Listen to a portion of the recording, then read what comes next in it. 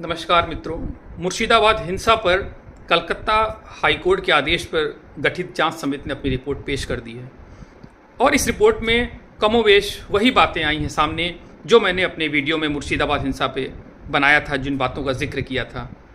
दरअसल रिपोर्ट में कहा गया है कि सुनियोजित तरीके से पुलिस प्रशासन और स्थानीय नेताओं के गठजोड़ से ही यह हिंसा कारित की गई है। ये बताया गया रिपोर्ट में कि 11 अप्रैल को जो सबसे ज़्यादा हिंसा हुई है उसका नेतृत्व वहाँ के स्थानीय पार्षद महबूब आलम ने किया और 190 में से 113 घरों को बुरी तरह जलाया ताकि वो दोबारा रहने के लायक न बचे।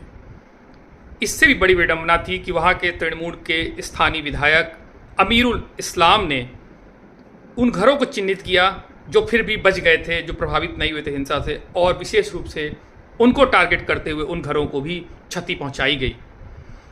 सबसे दुखद पक्ष ये भी था कि पुलिस ज़्यादातर मामलों में एक मूक दर्शक की भांति सब कुछ घटित होते हुए देख रही थी और जहाँ पे पुलिस नहीं थी और जब उनको बुलाया गया तो शायद जानबूझकर ही वो वहाँ पे नहीं पहुँचे, तो एक तरह से पुलिस निष्क्रिय थी या फिर उसमें भी उसने एक तरह से डायरेक्टली सहयोग किया इस हिंसा को बढ़ाने में।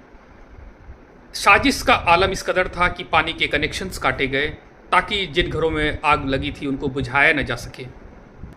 तो हम कह सकते हैं कि एक पूरी तरह से ये एक स्टेट प्रायोजित हिंसा थी, कम्युनल हिंसा, जिसमें हिंदुओं को, एक विशेष वर्ग को टारगेट किया गया ताकि उनके मन में यह खौफ पैदा हो जाए कि वो दोबारा से अपनी आवाज़ उठा न सकें। और ये सब क्यों हो रहा था?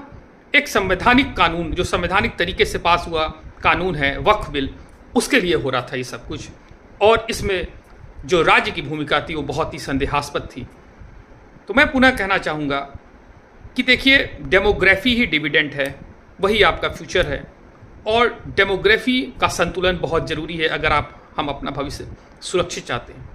लेकिन खुशी की बात यह है कि हाई कोर्ट ने अपनी जिम्मेदारी को समझते हुए इस पर सख्त निर्णय लेने का फैसला किया। उन्होंने पुनर्वास के लिए भी बोला है राज्य सरकार को कि अब इसका एक ही प्रायश्चित हो सकता है और वो है कि पुनर्वास का पैकेज प्रदान किया जाए जो इस हिंसा से प्रभावित हुए हैं। तो एक ये सबक है हम सभी के लिए कि अपना भविष्य हमको किस तरह सुरक्षित करना है, ये सोचना पड़ेगा। और राज्यों के लिए भी एक सबक है कि वो अपनी संवैधानिक जिम्मेदारियों से अगर मुँह चुराएंगे तो ये लॉन्ग टर्म में उनके लिए भी अच्छा नहीं होगा और कानून अपना काम करेगा। शुक्रिया।